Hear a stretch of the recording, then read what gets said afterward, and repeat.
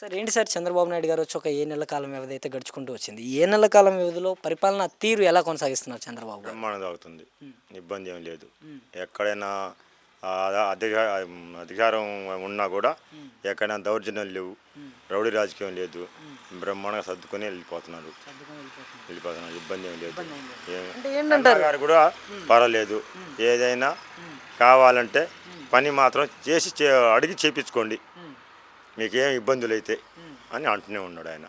అంటే కన్నా లక్ష్మీనారాయణ గారు ఊర్లలో తిరగట్లేదన్న వార్త కొంచెం టీడీపీ క్యాడర్ని అసంతృప్తికి గురి చేస్తుందని అనుకోవచ్చా? లేదు లేదు, అంతే. కొంచెం వయసు అయింది కదా, కొంచెం ఇబ్బంది కారణం ఉంటుంది. ఏదైనా అక్కడ ఉన్నా కూడా పని చేయించుకొని చేసి పెడతాను, ఇబ్బంది లేదు. ఏ గ్రామంకి వచ్చినా నేను ఒక వెనక ముందు లేకపోయినా నేను చెప్తాను, చేయించుకోండి, ఇబ్బంది లేని బిల్లులు కూడా ఆగట్లేదు. అది అంటే మరి నాయకులతో కొంచెం కలవడం అనేది తగ్గించారు ఆయన ఎక్కువ తగ్గటం లేదు వస్తూనే ఉన్నాడు కదా. మా ఊరికి 2-3 సార్లు వచ్చాడు, కానీ ఎప్పుడు రావాలంటే కుదరదు. కానీ కూడా ఒక కూర మరి 4 మండలాలు ఆయన నియోజకవర్గం కింద తిరగాలి. ఆయన కొంచెం ఆర్థిక బాగా తిరుగుతూనే ఉన్నాడు. కొంచెం చేయండి డామేజ్ కూడా ఉంది ఆయనకి, ఇబ్బంది ఏం లేదు. మరి చంద్రబాబు నాయుడు గారు వచ్చిన ఏ నెలల కాలం వ్యవధిలో పరిపాలన తీరు ఎలా కొనసాగిస్తున్నారు? పథకాల విషయం కావచ్చు, సూపర్ 6 సంగతి, ఇంకా గ్రామాలలో పల్లెటూరులే పట్టుబొమ్మలు అనేసి మనం అంతా మాట్లాడుకుంటూ ఉంటాం. అలాంటి గ్రామాలలో ఏ విధమైన డెవలప్మెంట్ చోటు చేసుకుంటుంది? ఈ పథకాల గురించి ఏంటంటారు అసలుకి? పథకాలు అయితే కొంచెం రాష్ట్రంలో కొంచెం డబ్బు లేదు, ఆగి ఉంది. చిన్నగా ఆయనే వదులుతాడు, ఎవరి లెక్క వాళ్ళు చేస్తూ ఉంటాడు.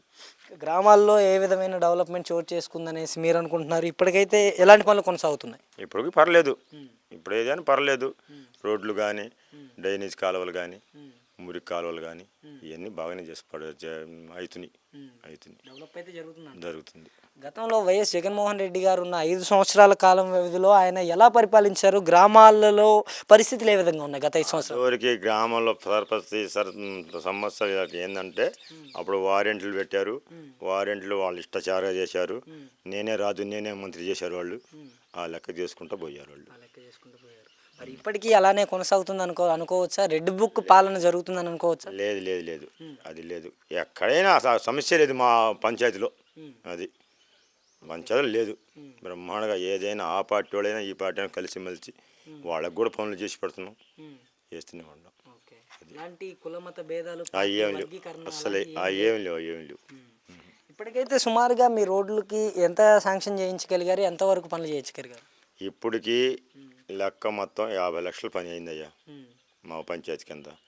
ఈ పంచాయతీలో చేసిన 50 లక్షలు, 50 లక్షలు మొత్తం వస్తున్నాయి. ఇంకా ముందు పడుతున్నాయి, చేశారు పనులు. డబ్బులకు తగ్గట్టుగా పనులన్నీ జరిగాయి. జరిగాయి, సొత్తుకు తగ్గట్టుగా.